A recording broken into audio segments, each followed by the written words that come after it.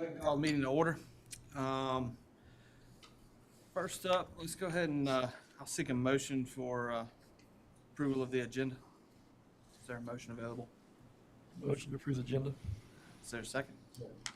All those in favor? Aye. Aye. Opposed? None.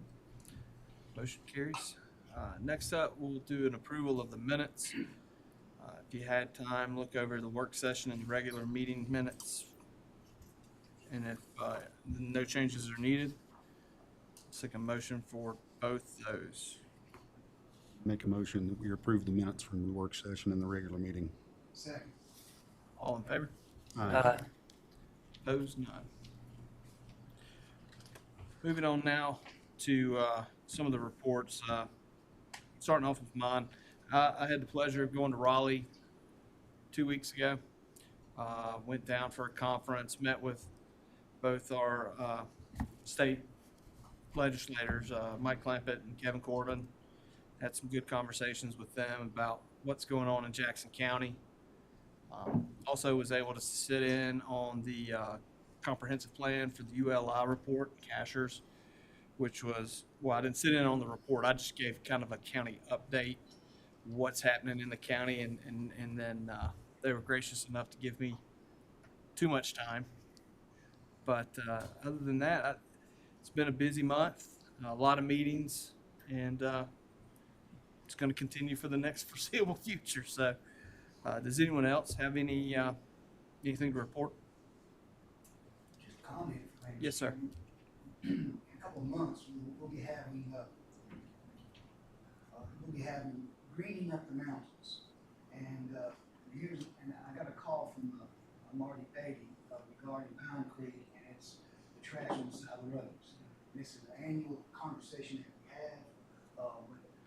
I implore everybody to volunteer, get out there and have a chance for a photo op, picking up trash.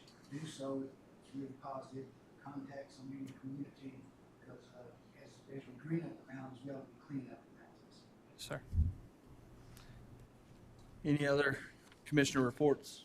I just have visited a few departments this past week and seem to have some good vibes about where we're going. So looking forward to a good year. Turn it over to County Manager Don Adams.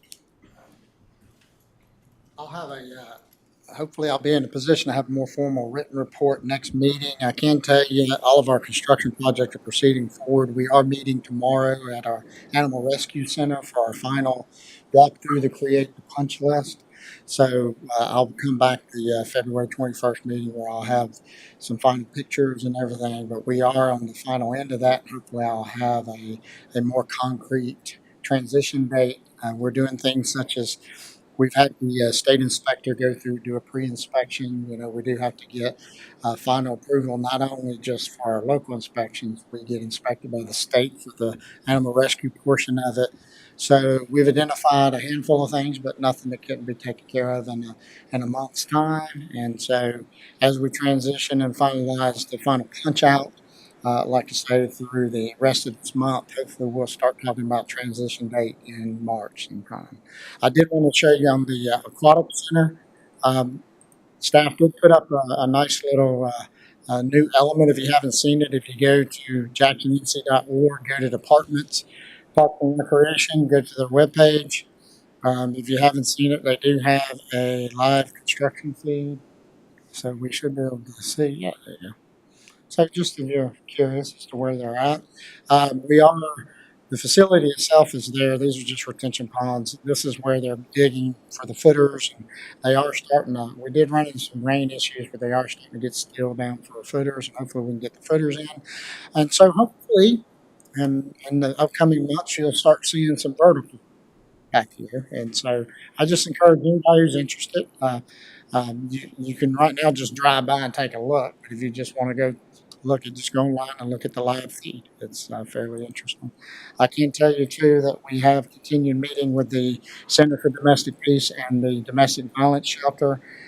We have gone through and looked at some rough draft schematics and got feedback from the Center for Domestic Peace Board and from other staff, and we're just continuing on with that.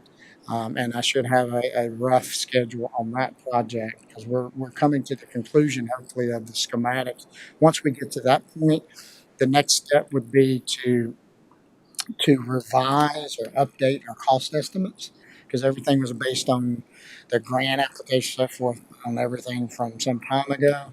So we'll revise and update cost estimates, and that'll be the conversation that'll come back for this board in general discussion before we continue on with the next major expense on that project will be construction documents, and that would be the next major expense on that project. I let the board know I did come back from conference myself last week. The North Carolina City and County Managers Conference did have a good conference.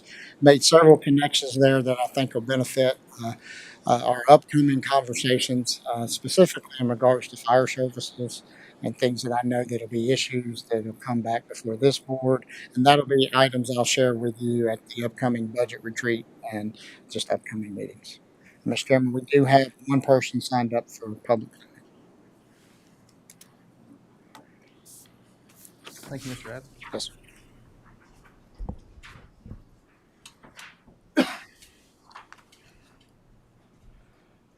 Mr. Gordon?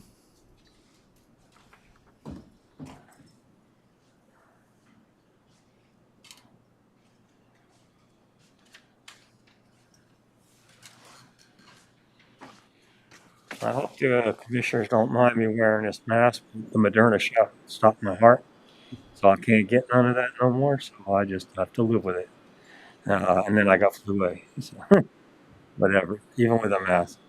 But in regard to why I'm here tonight is basically just to bring forth something I've been watching since I've been in my bubble. I was in very much contact with the community table, as you would know, that feed the poor. And the gentleman and the two other employees, one is a volunteer, Ski, and I helped out in the kitchen for 2 months. It's because before COVID, I could do it, and I'm retired, and I love everybody in Jackson County. I do want to thank you all in Jackson County because for the 25 years I've been here, coming from a high position in prestige in California, I started a business and everybody in Jackson County supported me. I never had to borrow any money. I bought a home. I built a life, and I want to thank Jackson County tonight because I got a chance to, and I'm gonna. All right, but my whole dish is not to say thank you to Jackson. I also run out of oxygen. Excuse me. Not just to thank you and to have the pleasure of being before my commissioners, which we all elect and are servants actually because we pay your salary, your taxes. And thank you for this chance to talk to you now. And this is about the table. It's about those three individuals. I built the Medal of Honor Museum. My whole life has been with presidents. I know men of honor. I know people who love other people. And I'm 70 years old now. I've been watching for a long time. These three people, my God, I saw how hard it is to be in that kitchen, night, into the night, not getting paid enough money to live on, basically. But they're doing a job for us like we ain't never seen in life. And I've seen a lot of people work hard. They're not like that. And that old man, Ski, retired as he is and doing what he's doing, thank God he's there. Because they need more than another volunteer. We've had COVID now. I only got so much time, I know. We have COVID, which stopped the table. No community workers, doing community time. No volunteers being able to be in that kitchen. Paige grew that place up, serving 200 people a day, packaging that stuff up, keeping it inspected, having it inspected, having it clean, all by Gary Wood, I will say, by himself, with a knee that needs replacing, but he ain't stopping. You can't stop that man cooking for the people. And Ski out there in the cold. I've seen this for 3 years. I can't go near it. This is the first chance out of my bubble to express myself, and I'm going to express it now. And I go back to my bubble, but it's Jackson County, my bubble, and I love it dearly. So I want these people honored. I'm willing to pay for it, to get a plaque with all you, the county commissioners, congratulating them for such a hard job. Because I just found out Gary been there 10 years, and he's cooked over 200,000 meals, like almost a 250,000 people. All right. This guy's got nothing else but maybe something from the county saying thank you. He's a local boy. He's been born here, raised here, cooked at the cafe over here. Right. He's been there for us, cooking stuff, making sure we stay healthy and keeping the poor Jackson County, which has grown. When I started in Reception with the table in that little house by the church, we had 17 people, but we fed them. We had no money, but we fed them. Come out of our pockets sometimes. Get talk to Walmart, giving us some food, their waste. These people have been working so hard. And I had a front job. I had to make a life. I couldn't be there every day. But I'd go there on my roller skates and I'd be wheels on wheels, literally. You know, joking around. You finally got a big place that can do it, but you can't have people sit down and eat in there. So Gary's got to get all special equipment, and he's got to build all this, and he's got to make all this, and Paige got to bring in the money, and Renata's got to hand out the food boxes, and Ski's got to freeze his ass off at 80 years old out there, putting boxes in trucks and cars. We're only Jackson County now, because we can't have it for everybody, but we have provided for Jackson County. I've been volunteer, so I say we. It's not me. It's them. Okay? Now, all we got to do is get a plaque that costs less than $65. And god dang, I'll pay that $65. I'll beg you to pay for it. But I need you guys, the commissioners, a logo on there. Okay? We got 40 words. What do you want to say? Okay. Well, if you want, try and reach out to my email, and we'll try and Yeah, coordinate. I'll get your card, and I will definitely email you because that's all I got in the bubble. Perfect. What's that? Okay. But I want to thank you guys for doing as hard work as you do, because nowadays ain't a good day to do work. It's really hard out there. Well, thank you. And I greatly appreciate it because I've had to deal in such offices before. Thank you. You're welcome. Thank you for giving me the time to talk. Yes, sir. Oh, everyone calls me Sharky, by the way, and I Sharky. need you to do that too. Perfect. Thank you, Sharky. All right. Thank you again. Moving on now to new business. We have Stephanie Edwards from giving us a ULI project update. Thank you, Ms. Edwards, for coming Thank down. you. Thank you. Good evening, gentlemen. Delighted to be here tonight. A lot of us in Cashers wear many hats, and so I will be doing that this evening for you. We'd like to offer just a brief introduction to the Cashers Area Chamber and then segue to an update on ULI and the collaborative. So I serve as executive director. Many of you may know Ben Harris, who has Harris Custom Builders of North Carolina. He serves as our president. We have a very diverse volunteer board. As an unincorporated area, the chamber is very involved in economic development, working closely with the commission and the staff, which we appreciate the opportunity to do so. In your package, you actually have two briefing papers that give you information on our core purpose, our core values, economic development. One of our strongest partners is right here behind me, Jackson County Tourism Development Authority. We actually serve as a contracted agency for them. And then we have very focused strategic issues and priorities, which we'll be working on through the year and staying in touch with you on those. If I may, that's a segue to the ULI report that the chairman referenced. In 2021, I believe it was at this point, as you saw in Jackson County at large and in Cashier specifically, we had this explosive growth. We had focus on development, and we had some pretty controversial proposals that were made with regard to density and change of use and land use and that sort of thing. We at the chamber observed that the dynamic of the community conversation really didn't reflect what we thought was the true character of the community. There was a lot of conflict, and it just didn't really feel like what our community is at heart. So we stepped up, and in an effort to recalibrate that public narrative about growth, we commissioned the Urban Land Institute, Special Advisory Services, to come in, bring 7 experts from across the country to Cashers on site for a week, interview more than 150 people. We had more than 225 contributors to the fee, which was all raised locally, and Jackson County was a participating partner, as was Jackson County Tourism Development Authority. And they are well recognized for their credibility, for their expertise worldwide in land use, in housing, workforce development, critical economic development issues. So they worked with us for a period of about 6 months. They came on site in February of 2022, and they released their final report, which you have a copy of at your desk, early June of last year. So in that report, basically on page 28 at your leisure, if you look at that, they condensed their general recommendations on how we can grow by design, not by default. I think at the end of the day, everyone recognizes growth is inevitable, and our obligation and opportunity is to help manage it in a way that we preserve the character of the community. We have appropriate economic growth and prosperity, but we also protect our natural resources, and we maintain the heritage that we've built such a great quality of life on. So on page 28, you'll see the 5 kind of stalwart issues that ULI identified, being land conservation, housing, pedestrian mobility and safety, transportation and infrastructure, and then protecting the character of the community. And subsequent to the release of that report, our board of directors stepped up and said, okay, we're going to organize what we call the Cashers Community Collaborative.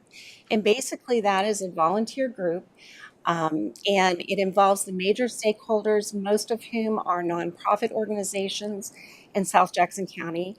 And it basically has agreed, all of the members have agreed, to work in a coordinated fashion to pursue these ULI recommendations.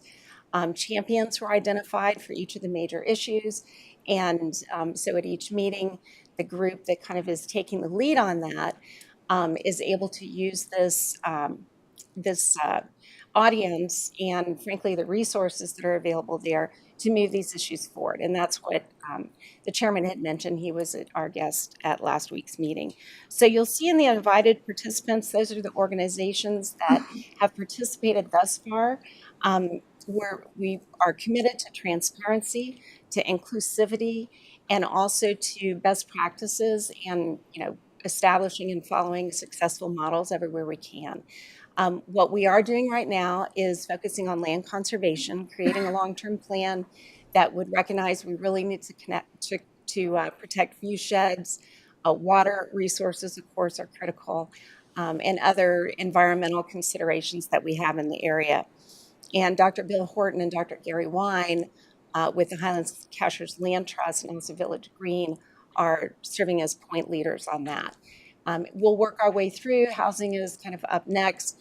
The point being, this group is committed to working collaboratively. And the reason for that is we want to come to the county, we want to come to other grant resources in a unified fashion so that we're working together all towards a very focused end goal. So our commitment to you is hopefully we'll be organized when we come before you, and you'll realize that or can appreciate that any request that may come to you in the future has been considered fully at the local level, and we're coming in a coordinated fashion. So with that introduction, Glenn Ubertino serves as chair of that group. He is also in the Cashers Area Community Planning Council, and many of you may know him from Zollers Hardware. We'll come back periodically and give you updates. We invite your input, your feedback. If you'd like to come participate in any of those meetings, you're certainly invited to do so. And I will be happy to answer any questions you may have this evening. Questions from the board? Sedgwick. Quiet group. Thank you very much for the opportunity. Mr. Chair. Yes, sir. Just to show everybody while you were talking, Stephanie, what I did was I did go to your website, okay, and this is for YouTube viewers, so that YouTube viewers, if they're interested, obviously, well, now it's going to slow down on me. This is a link that's ultimately it's the ULI Panel Cashers updates. If you go read more at the Cashers Area Chamber website, you can go and click on the final report, whoever's interested. and they can have a digital access to the ULI. So that way, so people at home who, we were just trying to give the board an update, which most, if not everybody on the board has seen this report, that people at home can go and read it and understand what we're talking about when we say the ULI report. So,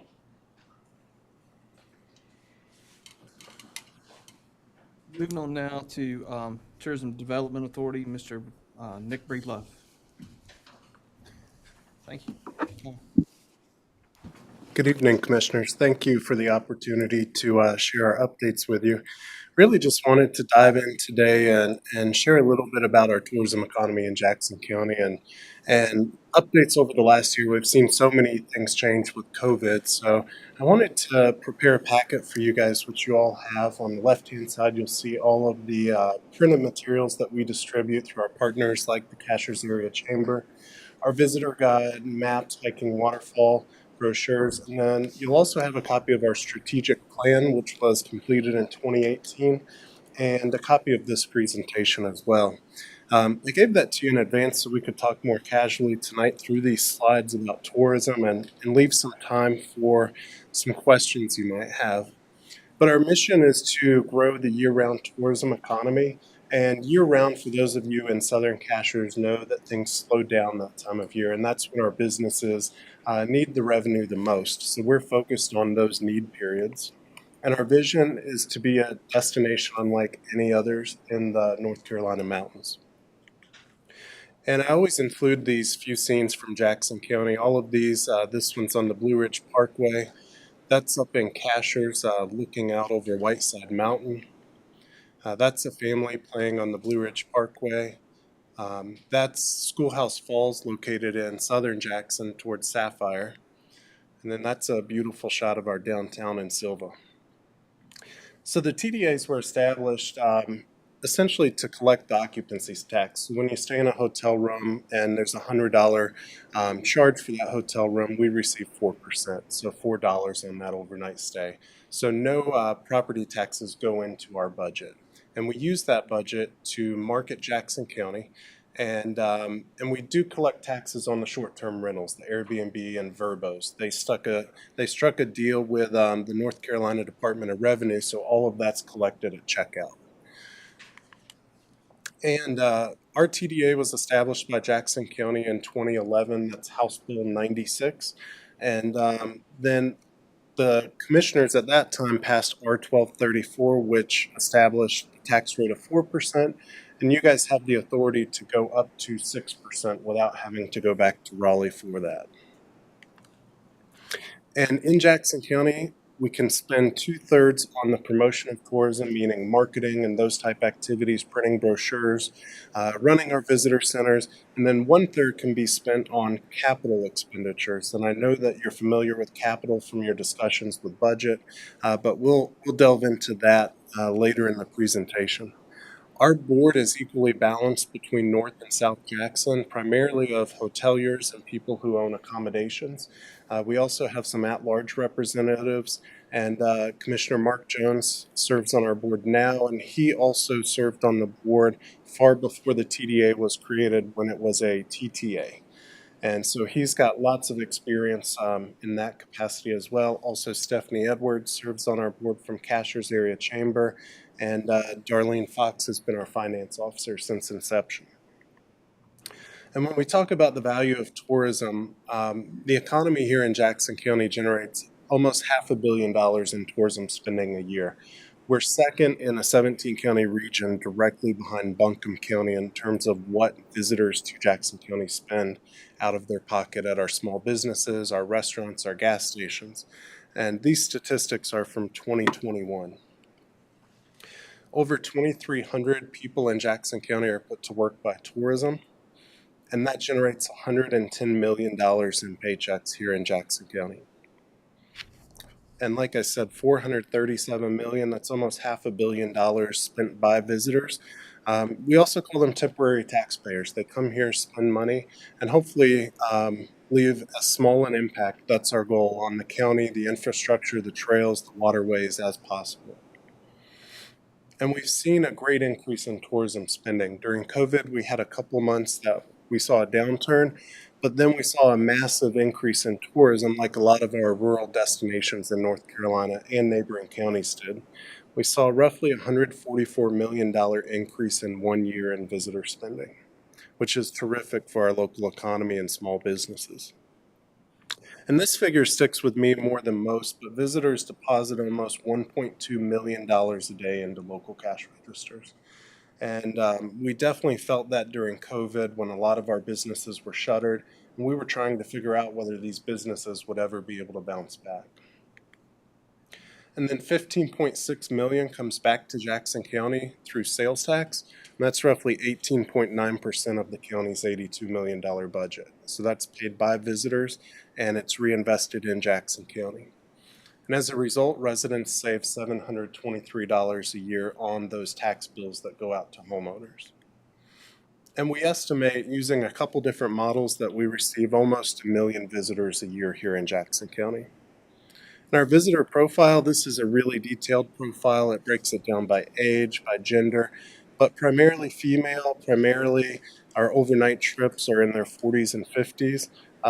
The majority of them are retired, and this breaks it down. In the left-hand column is our overnight stays, and then on the right-hand column are day trip stays. So that's a detailed profile. And then when we talk about where people are coming from, we've got a lot of great data sources. This one, it's a technology company that knows when a device, a cell phone, comes into Jackson County and stays overnight, and we're able to log it as coming from Charlotte or Atlanta. So this data really helps us know our target audience and who's actually coming into Jackson County so we can better understand our visitor and what they're looking for while they're here. These were visitors to Jackson County in 2021, and where you see those larger bubbles, those are more concentrated numbers of visitors coming. So you'll see Atlanta, you'll see some Knoxville, some Charlotte, a little bit in Raleigh, and then you'll see some markets in Florida light up there. But every 50 states are represented in 2021. Now, I know this is a question on a lot of our minds, but when we talk about short-term rentals and their impact on everything from workforce housing to the economy to rentals, these are some trends that I just wanted to share with you.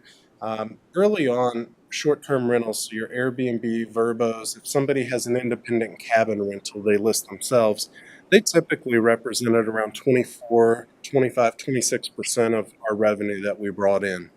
And hotels would represent the lion's share at around 35 or 36%. Now we're seeing those numbers flip. Especially during COVID, you'll see we reached almost 63% of our revenue was from those short-term rentals. And in the most recent fiscal year, about 52% of our revenue. So the market usually corrects itself with hotel trends, with Airbnb trends. So we may see these numbers normalize. It's too soon to tell what impact those will have long term. And in Jackson County, we have roughly 1,500 short-term rentals, and that's 1,280 unique rental units. So some people will have a home and they'll list it on Airbnb and Vrbo as well. So that 1,200 number is as of June of last year, and those are unique rentals. This is some of the advertising that we do to our target markets. And this year our prior campaign was 360 degrees of adventure. So no matter where you look in Jackson County, there's 360 degrees of things to explore. This year we talked about do both, because when you go on a vacation somewhere, a lot of times it's for one reason. Well, we want people to realize there's more than just waterfalls here. There's great shopping, there's great dining, there's so many activities that you don't have to pick just one thing when you come to Jackson County. So in all of our advertising, we use authentic Jackson County images, so you'll see those reflected here. We also work hand in hand with our PR partners so that if you see a news article about top places in Southern Living to visit, and actually this month there is a feature in Southern Living on Cashers, and that's a result of the work that we do. So we work with a PR firm to get the news out about Jackson County and to inspire people to visit here.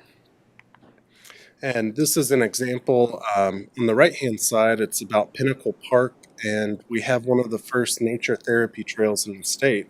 And that's also featured in the state tourism guide this year, which went out to 750,000 people. So that exposure for Jackson County brings people here to spend money and keeps our small businesses prospering. Social media is a lot of the ways people find out about Jackson County and other vacation destinations now.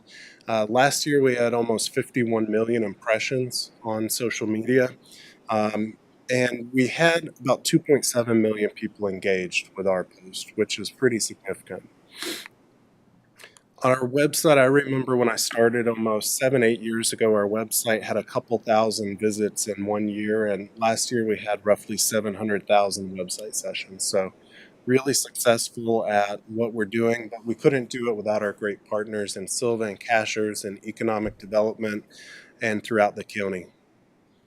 And like I said, accommodation sales, we've seen those spike as a result of COVID. Our most recent year, we had 65.9 million in accommodation sales, and that's across the board from hotels to short-term rentals to resorts, everything combined. And most recently, last year, we unveiled our capital project policy, which provides a way to invest some of the tourism money spent by visitors back into the community. We briefed the former board on this, but I wanted to brief the current board so you'd be familiar with this program and sort of how it got started. So it's primarily to fund brick and mortar type projects. So when you think about it, these are illustrative examples only, but greenways, museums, performing art spaces, wayfinding signage. To date, we've not done a capital project yet, so we spent roughly 3 years researching the best practices for how to go about that and make sure we had a sound application process. Those capital projects fund projects that benefit the community. So we're not just talking about things for visitors to do. We want to support those people who live here through these projects as well. So these projects should serve both purposes. And then our legislation is detailed here, but it allows us, as previously mentioned, to spend 1/3 of our funds on tourism capital projects. And this year, we've launched that application, and it started January 1st. Our applications will run until, I believe, June 1st. And essentially, eligible projects include new construction, expansion, or renovation. And the project needs to have a useful life of at least 10 years or a cost of greater than $25,000. So we're looking at larger investments in our community here. And we do require a 1-to-1 match, and those projects need to be publicly owned or operated by nonprofits. So for-profit businesses would not be eligible, but things operated by towns or public entities would. And then you'll see the criteria that we rank the applications by on the left-hand side. And we break it down, everything down to their comprehensive marketing approach. So if you've got a great project, but you don't have a plan to market it, it likely won't succeed. So we measure every component in this. And you'll see the timeline on the right-hand side. And under our legislation, commissioners have to approve all projects. So my goal is to get those applications ready, make sure they're complete, have our board vote to bring them forward to you at a work session. And that'll be this summer at some point. We don't have exact dates yet, but we'll bring those applications before you for your approval and consensus before funding any of those. And this year we have 750,000 allocated for capital projects. So that's a substantial sum to make a difference in the communities. Thank you for your time. Can I answer any questions? Yes. We had a conversation, a year or so ago about the short-term rentals, numbers that have increased. Did I hear you say it was 1,200 now? 1,200 countywide, yes, sir. 1,200 countywide. And but you remember what our conversation was about 3 years ago, how many there were? In the Glenville Sapphire Cashers area, I believe that number has almost doubled, if not tripled. I would have to look back to be exact, but it's increased substantially. Your number 300. Mhm. 300 I think that's countywide. Hmm. And you can see it's up to 1,200 now. That's huge. How many, excuse me, how many, applications have you received so far? For the Capital Projects Fund, we've received 0 to date as of now, but the town of Silva has expressed interest in the rehab of Bridge Park and Scotts Creek there, which is an impaired waterway, to clean up that waterway, do some bioretention ponds and work around there. And then the town of Dillsboro made contact with us last week about potentially utilizing some of those funds to connect Monteith Park with some sort of greenway project they're working on. Will the scoring be based, I guess, will the allocation of funds be based on the scores? So as you go through your process, highest score gets highest amount, or? is it We'll, just- we'll forward you those recommendations along with our scoring and what we consider to be the highest and best use of those funds. But in our application, we specify that even if an organization requests, for example, let's say 400,000, we can come back and reduce that amount and say, you know, let's look at 200,000. Is the project still feasible? Question? Been a busy man. Thank you. Appreciate it.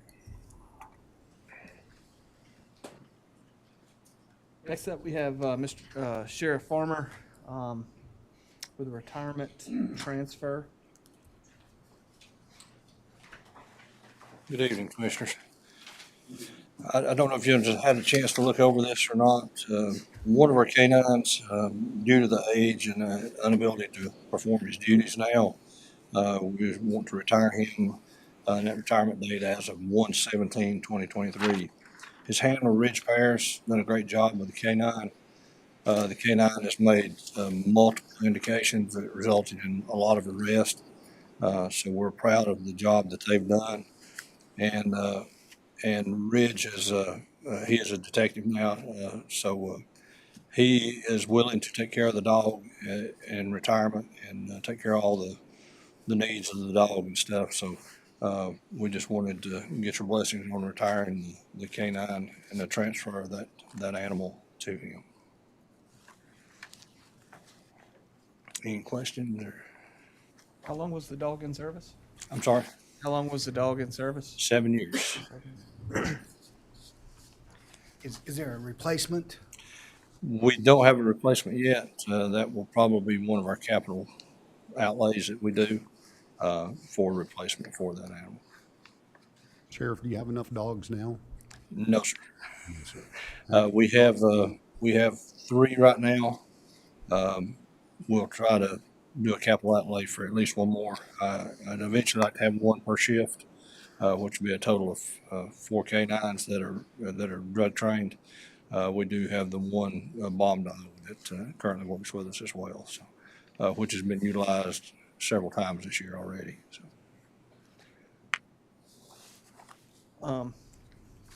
So we would need a motion for allowing, or would this come back to? I would be proud to make this motion that we let Ridge Paris take the axe as the retirement dog for the rest of the dog's natural life. I'll second. I'll second that. Okay. Smith, Yes. Commissioner Bryson, Yes. Commissioner Jones, Yes. Commissioner Stribling, Yes. Chairman Ledson. Yes. And then moving on now to Thank you, Commissioners. NCIC Correctional Communication Agreement. Ms. Baker. The sheriff's going to stick around in case you have any questions about this process. So, all right, so just a little bit of a brief here on contracts. if a contract term is a year or less, you've given your county manager authority to sign, so you won't see those. But what you will see is any contract that where the term is a year or more. This particular contract is for a 3-year term, so you're going to see this one. And as the sheriff is getting all the new contracts in place, under his administration, we probably will have several here in the next little bit. So this will be the first of more to come. This particular contract is for the NCIC Correctional Communication Service subscriber. What this does, this is the service that provides the communications for the inmates and allows them to be able to communicate both by phone, by video, by text message, any means of communication. And so we did, Sheriff and I did review the contract. I have made a few changes, which they accepted, and now we've got the final contract here for your approval. I'll be glad to answer any questions, and if there are any technical questions, the sheriff's here about the contract, or Ms. Fox can also answer those questions. I understand this is a revenue share type thing. How much, And I think, yeah, how much does the sheriff's department or the county get from that revenue share? The calls are between 21 and 25 cents for each minute call. How much, what portion of that comes back to us, or? Don't have that actually in front of me, but it's quite a bit. Okay. Ms. Fox may know. It's about 25,000. Okay, yeah. The commission amount, it says is 65%, so I didn't know if that was the revenue that come back to us, or. Yeah, and there is, by the way, some pending federal litigation on this for some of these services charge a lot higher fees than this. Ours is pretty well in the range. And so that's why you saw some of those provisions in here that could come back if there are federal laws that change. I wouldn't expect it to affect this contract because ours is within the acceptable range and not one that's in that potential litigation. Any additional questions? We have a motion for approval on the NCIC contract. Make a motion for approval. Second. Second? Madam Clerk? Commissioner Stribling, Yes. Commissioner Jones. Yes. Commissioner Bryson, Yes. Commissioner Smith, Yes. Chairman Ledson. Yes. Thank you, Ms. Baker.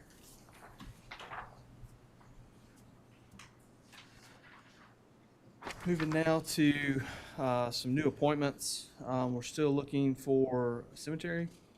We have a applicant, it's not in here. Okay. Jeff Gunner, Has he been he's been approved? All right. approved. Do we have a motion for Mr. Gunner to fill the vacant spot? Make a motion to appoint Jeff Gunner to the cemetery board. Second? Madam Clerk? Commissioner Smith, Yes. Commissioner Bryson, Yes. Commissioner Jones, Yes. Commissioner Stribling, Chairman Ledson. Yes. Going now to Jackson County Planning Office. We have a memo here from Mr. Poston recommending that we move Thomas Tolby to chair. Do we have a motion for that approval? So moved, Mr. Chairman. Second? Second. Madam Clerk? Commissioner Stribling, Yes. Commissioner Jones, Yes. Commissioner Bryson, Yes. Commissioner Smith, Yes. Chairman Ledson. And then for Jackson County Public or Fontana Regional Library, we have 3 renewals. We have a renewal for Mr. Dennis Cox, a renewal a placing for Lauren Baxley, and then a placing for Frederick Buskey. Do we have a motion to approve those 3? Mr. Buskey, Ms. Cox, or Mr. Cox, and Ms. Baxley. So moved, Mr. Chairman. Second? Madam Clerk? Commissioner Smith, Yes. Commissioner Bryson, Yes. Commissioner Jones, Yes. Commissioner Stribling, Yes. Chairman Ledson. Yes. And then moving now to Jackson County Emergency Management Board.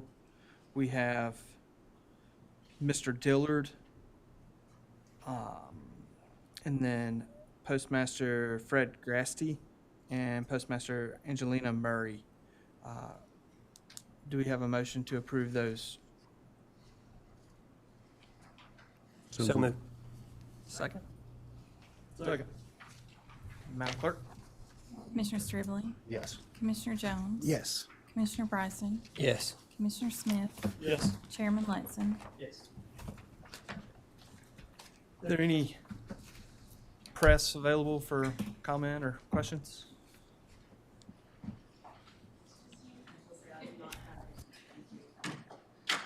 Thank you.